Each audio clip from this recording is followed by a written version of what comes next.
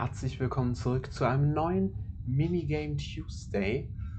Heute mal wieder mit einem neuen Spiel und zwar ein wenig ungewöhnlichem. Wir spielen nämlich 5D Chess with Multiverse Time Travel. Ja, das klingt ziemlich seltsam und das ist es auch. Es ist schwer zu erklären, von daher springe ich einfach mal direkt rein, würde ich sagen. Ich würde sagen, wir fangen einfach mal mit einer schwachen KI an. Weil dieses Spiel ist absolut verwirrend und ich bin in normalen Schach schon nicht so gut. Okay, also wir sind jetzt weiß. Das sieht erstmal aus wie ein normales Schach, so an sich, ne? Und würde ich sagen, fangen wir einfach mal an. Hier, so. Ist ja jetzt grundsätzlich erstmal recht simpel, ne?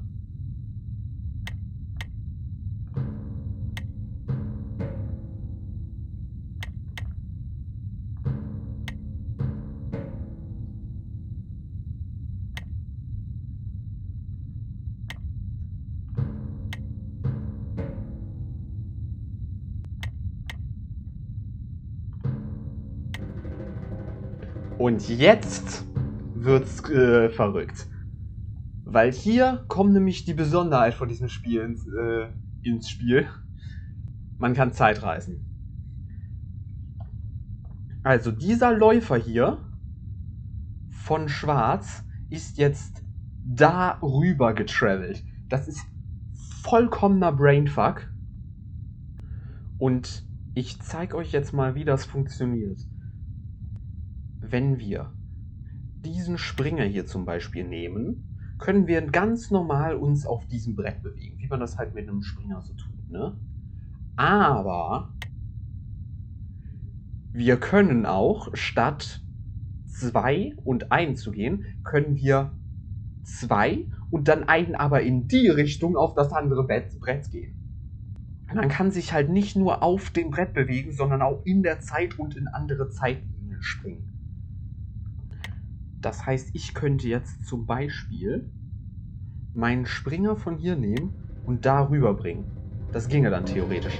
Das heißt, der Springer travelt dann darüber und würde eine neue Zeitlinie erschaffen. Macht jetzt vielleicht nicht so viel Sinn, ne? Aber das wäre theoretisch möglich.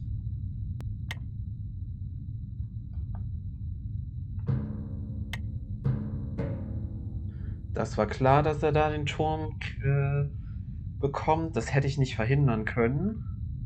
Aber da kann er jetzt halt erstmal nichts machen.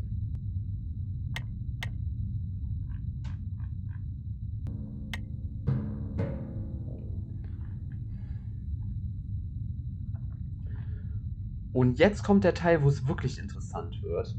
Wir könnten nämlich auch theoretisch jetzt hier von einem Brett auf das andere springen. Das geht auch. Ich kann jetzt zum Beispiel meinen Turm von hier nehmen und nach da gehen und damit seinen Läufer schlagen. Ich würde sagen, das macht eigentlich sogar recht viel Sinn eigentlich, oder? Ja, mach ich mal. Okay, er hat 2 Bauern bewegt. Ich kann theoretisch den Bauern da schlagen. Dadurch habe ich erstmal so keinen Nachteil. Es kann jetzt natürlich sein, dass der Springer da dann durch irgend so ein durch irgendeine Figur hier von diesem Feld bedroht wird. Keine Ahnung, also da irgendwie durchzublicken ist basically unmöglich.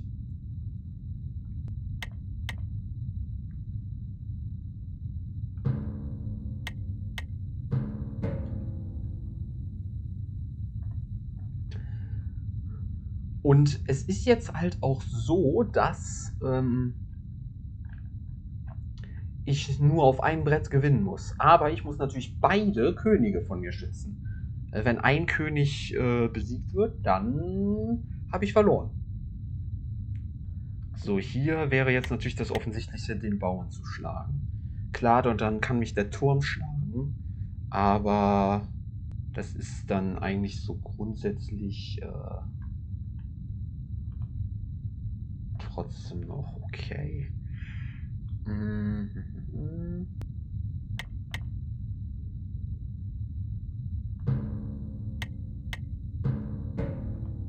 Okay, er hat den Turm einen nach vorne bewegt. Das ist interessant. Und hier hat er Rochade gemacht. Ich kann theoretisch da einfach den Bauern schlagen. Hier vielleicht den raus.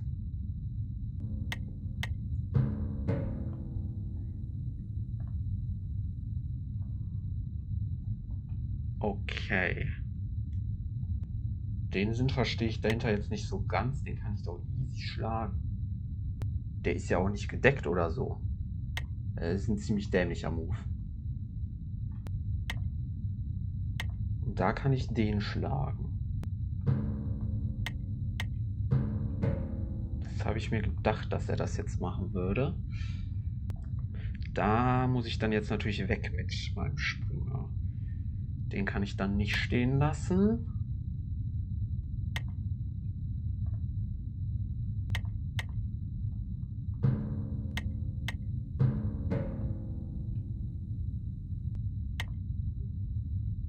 Da kann ich easy seinen Springer schlagen, das ist kein Problem.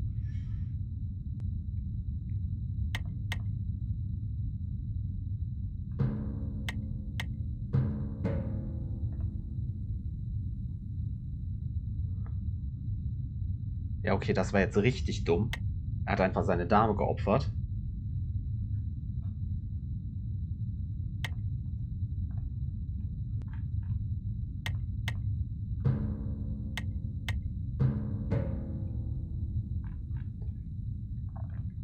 Okay, da hat er gerade seinen Turm geopfert.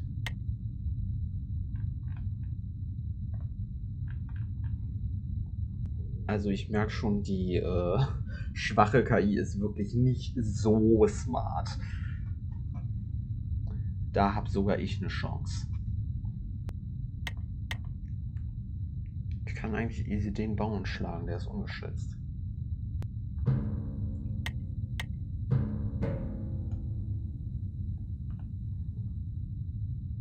Okay, er hat den Läufer rausbewegt. Ist an sich eigentlich kein Problem. Steht ein Bauer zwischen dem König und dem Läufer, und wenn er da hingehen sollte, kann ich den Läufer easy schlagen. Hier hat er den Turm bewegt. Ich könnte natürlich meinen Springer auffahren, aber das wäre dämlich. Oh. Ich könnte theoretisch den Läufer hier benutzen, um dahin zu springen. Damit kann ich dann seine Dame bedrohen. Wenn er die nicht wettbewegt, kann ich die schlagen. Wenn er die dahin zieht, um den Läufer zu schlagen, kann ich die trotzdem mit den Bauern schlagen. Das wäre theoretisch eine Möglichkeit. Komm, ich mach das einfach mal. Warum nicht? Ja, okay. Oh. Er hat mich in Schach gesetzt, aber ist ja kein Problem. Kann ich ja easy hier einfach mit der... Das kann ich easy verteidigen. Ja, erstmal hier die Dame natürlich auf jeden Fall schlagen. So, und hier könnte ich sowohl mit der Dame als auch mit dem König diesen Turm schlagen. Ja, würde ich sagen, natürlich die Dame. Macht mehr Sinn, glaube ich. Ja. Okay, er bewegt nur Bauern. Ich könnte da jetzt natürlich den König Schach setzen, aber es bringt mir erstmal nichts wirklich. Aber ich kann hier den Bauern schlagen. Ja, das gefällt mir.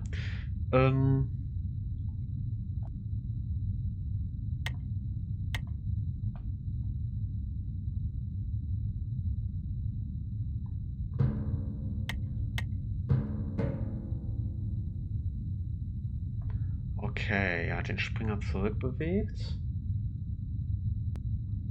Hier hat er den Läufer bewegt. Grundsätzlich kann ich ihn dann ja jetzt erstmal mit dem Bauern schlagen. Dadurch habe ich erstmal keinen Nachteil. Von daher würde ich das machen. Und hier, auf dem Brett hier bin ich halt relativ gut aufgestellt. Im Vergleich zu ihm. Ich könnte dahin gehen. Ich glaube, das ist eine gute Position. Weil wenn ich dann gleich den Springer wegbewege, steht der König im Schach und kann da schon mal nicht hin. Das heißt, er kann nur nach da oder da fliehen. Oder er muss den Turm dazwischen ziehen.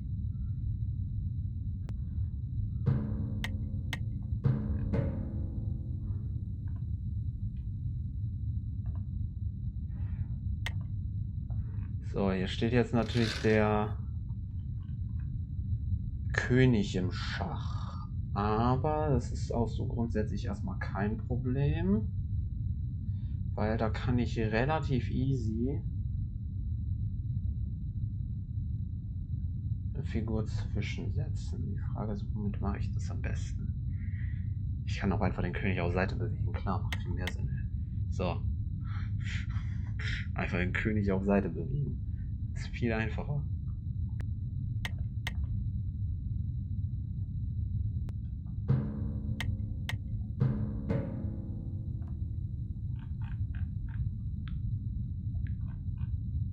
Da ist er jetzt dahin. Da könnte ich ihn mit der Dame schlagen. Ich glaube, das ist gut, weil das bedeutet, dann bin ich den Springer los. Das ist auf jeden Fall keine schlechte Sache für mich. Hier kann ich theoretisch da seinen Springer schlagen, den kann er nicht verteidigen.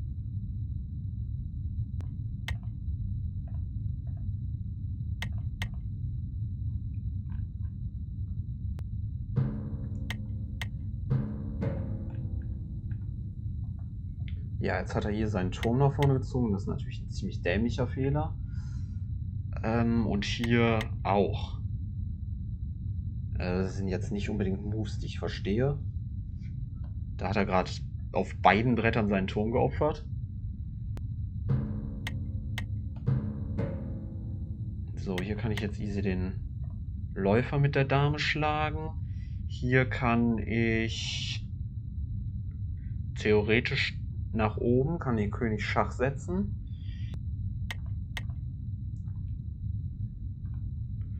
So. Und hier, ja, habe ich ja schon das gemacht, genau. Ach, ich habe gewonnen. Ah ja, hier. Oh, ich habe ihn sogar in der Vergangenheit gleichzeitig, und das ist nämlich das, was tricky ist an diesem Game, ich habe ihn einfach gleichzeitig in der Vergangenheit Schach gesetzt. Und das ist natürlich viel schwerer zu verteidigen als das. Und hier sogar das gleiche. Da habe ich ihn da hinten in der Vergangenheit Schach gesetzt. Holy shit. Das ist halt komplett verrückt.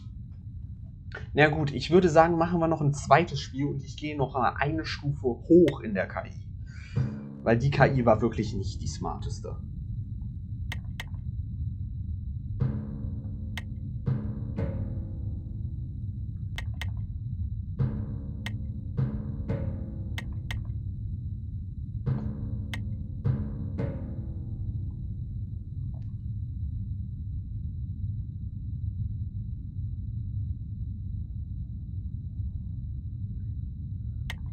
Ich kann den Bauern theoretisch einfach schlagen. Klar, die Dame kann dann meinen Läufer nehmen, aber dann kann ich ihm seine Dame nehmen.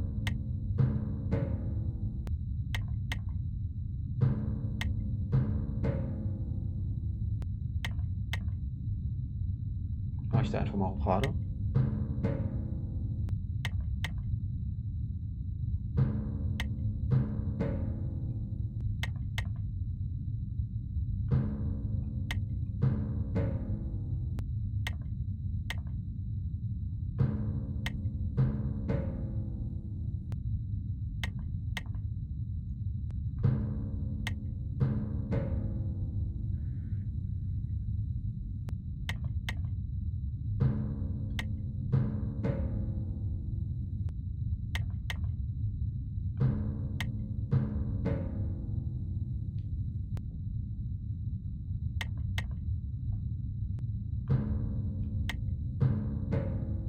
Okay, er hat sich jetzt den Läufer genommen. Ich kann ihm jetzt natürlich seinen Springer nehmen. Den würde er jetzt halt mit der Dame schlagen. Das kann ich nicht verteidigen. Ja, das war klar. Aber so bin ich immerhin seinen Springer losgeworden. Ich kann jetzt natürlich das machen. Weil so muss er dann eigentlich die Dame wieder wegziehen. Ja. Da hatte er jetzt keine andere Möglichkeit, wirklich. Da kann ich jetzt theoretisch den Bauern da schlagen. Wenn er den Läufer schlagen würde mit der Dame. Ah nee, aber er kann den Läufer auch mit dem Springer schlagen. Nee, das ist nicht so gut.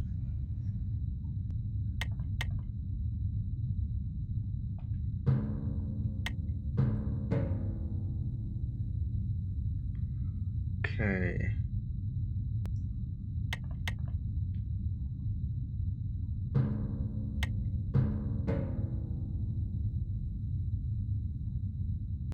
Ich könnte jetzt natürlich seine Dame schlagen, ne? Ich glaube, das sollte ich auch machen. Klar, er schlägt dann auch meine Dame, aber Dame gegen Dame. Keiner hat dadurch dann eigentlich einen Vorteil gewonnen. Das Ding ist, wenn ich jetzt einfach nur versuche, meine Dame in Sicherheit zu bringen, ist, glaube ich, zu riskant. Dann könnte er hier irgendwie reinkommen, das ist nicht gut.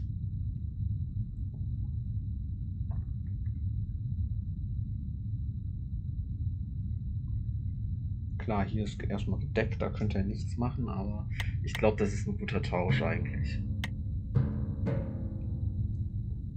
So.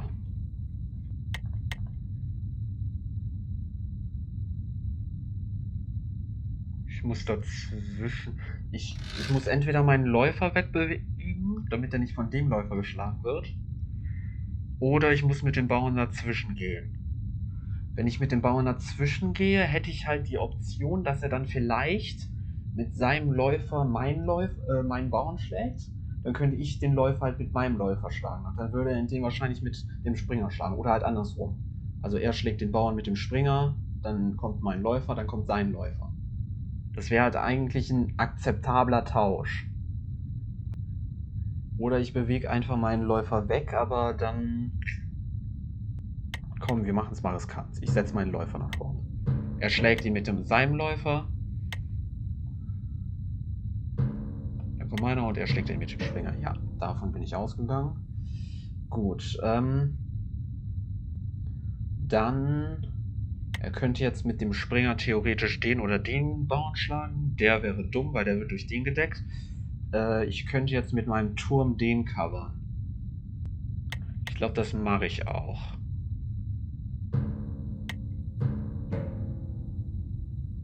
Es wäre natürlich theoretisch eine Möglichkeit, dass ich in die Vergangenheit springe.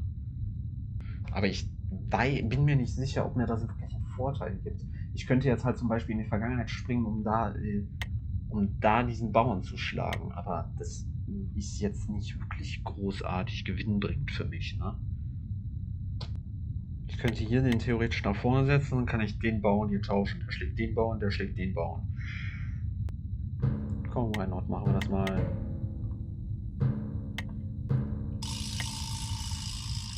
What? Alles klar, er setzt einfach meinen König da hinten in Schach. Ja, da kann ich dann auch nichts mehr machen. Da hat jetzt der Computer gewonnen. Schachmatt.